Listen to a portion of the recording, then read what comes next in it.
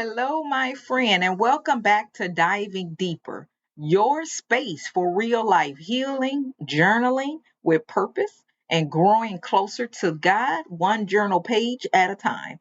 I'm your host, Shonda, and today's episode is deeply personal. We're talking about something most of us don't like to admit we have experienced, and that is betrayal. It could have come from a close friend, someone you trusted with your heart, maybe even someone you consider family. And when that trust is broken, it leaves behind a wound that can take time to heal. But I have learned that you don't have to stay stuck in bitterness. When done honestly and prayerfully, gratitude journaling can become one of the most powerful tools for rebuilding trust, softening that anger, and finding peace. So if you have ever said, I don't know if I can trust again, this episode is for you. And don't forget, grab your 30-day gratitude journal in the show notes to follow along. Now let's dive in. I want to paint you this picture. This beautiful woman, she sits alone in her car after church, her Bible in the passenger seat, her heart heavier than ever. She had just smiled through a conversation with someone who once called her sister in Christ, but who deeply betrayed her trust just weeks ago. Words were said behind her back, secrets were exposed. And what hurt most wasn't the betrayal itself, but the deep sense of being misunderstood, abandoned, and unseen by someone she once held close. She wipes a tear, pulls out her journal from her purse, and opens it to a blank page.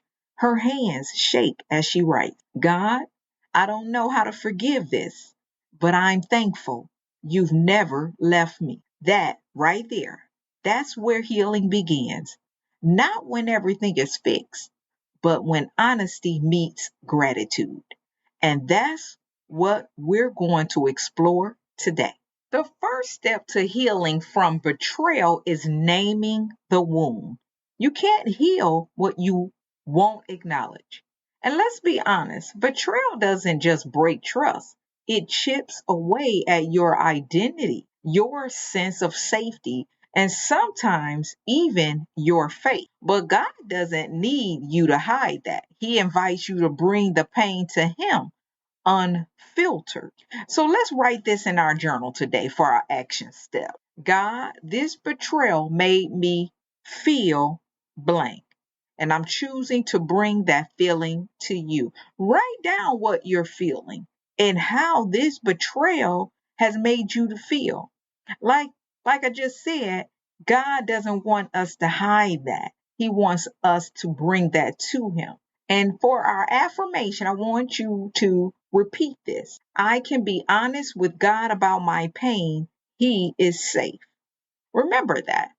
You can be honest with God about how you feel and what pain that you are feeling and going through, right? Because that is a safe space. You don't have to pretend it didn't hurt. Naming it is the first brave step toward healing. So, our first step is acknowledge the hurt without sugarcoating it. And so, here's where gratitude steps in. Step two, which is recognize what you still have. Recognize what you still have, not to erase the pain, but to gently shift your focus from what was broken to what still remains. Because even when trust is lost, God's presence hasn't gone anywhere. His faithfulness is still holding you together. So here's our action step for our journal. Write down three things you're thankful for this season that remind you you're not alone. Maybe for some examples, I'm grateful for the friend who reached out when I couldn't speak. I am thankful for the quiet strength you've given me. I'm grateful that you, God, never betray or abandon me. Reminding ourselves of what we're grateful for helps in this time of recognizing what we still have and what we did not lose, right? And so an affirmation in this step would sound like this. Even in loss, I still have blessings to hold on to. And that's where we're shifting our focus. Gratitude won't erase the betrayal, but it will protect your heart from becoming hard by it, right? And so that's where that bitterness can seep in. And so gratitude won't erase it, but it definitely can protect our heart. So the next step I want to explore is called rewrite the narrative with God's truth. Betrayal can plant lies. Lies like, I can't trust anyone, or I wasn't worth loyalty. But the truth, your value doesn't change because someone mishandled you. Wow, right? So let me repeat that again. Your value doesn't change because someone mishandled you. And your future relationships don't have to look like your past. And so Philippians 4:8 reminds us of this. Whatever is true, whatever is noble, whatever is right, think on these things. An action step for our journal here is that I want you to write in your journal. Write down one lie the betrayal made you believe and then rewrite it with truth. An example might be like this. I always attract the wrong people. That's a lie, right? So with the truth, with God's truth, it is, we might want to say, God is surrounding me with people who honor me and reflect his love. And so that's what we want to remind ourselves. We want to rewrite the narrative with God's truth. An affirmation that we want to repeat and say to ourselves, I am still worthy of trust, love, and safe community. We have to remind ourselves that we are still worthy of trust, love, and safe community. When you change the narrative, you change what you carry forward. Let God help you rewrite that story today. And so the next step, bitterness is tempting. It promises protection, right? Choose gratitude over bitterness, one day at a time. Even though bitterness is tempting, it promises protection, but it poisons your peace. Gratitude, on the other hand, is an act of courage.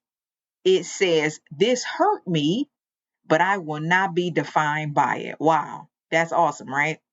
This may have hurt me, but I will not be defined by it. Because bitterness is tempting, right? But it poisons our peace. And so an action step here might sound like, in terms of starting a simple daily reminder or routine each day, write one thing that helps you move forward. It might be a moment of laughter, a boundary you held, or a scripture that anchored you. Start a simple daily routine of this. And for our affirmation, I want you to repeat this with me. I am moving forward with grace, not bitterness. We have to remind ourselves of that because sometimes we can fall back into pain and then go back into bitterness. So we have to remind ourselves, I am moving forward with grace, not bitterness. Gratitude doesn't mean forgetting, it means choosing to heal instead of letting the hurt have the last word. And we don't want that, right? And so I'm going to take you through 3 journaling prompts that I want you to work on throughout the next rest of the week, right? So the first one, what emotion am I still carrying from the betrayal? Have I given that to God? And these prompts is really good in terms of just taking the time to just kind of think about maybe one a week. There's no hurry, there's no clock on the prompts. Sometimes you have to get with God and just stay there for a moment. The second one is, what truths has God shown me about myself through this pain? And then the last one, how is gratitude helping me protect my peace as I heal? You don't have to rush this. Take your time.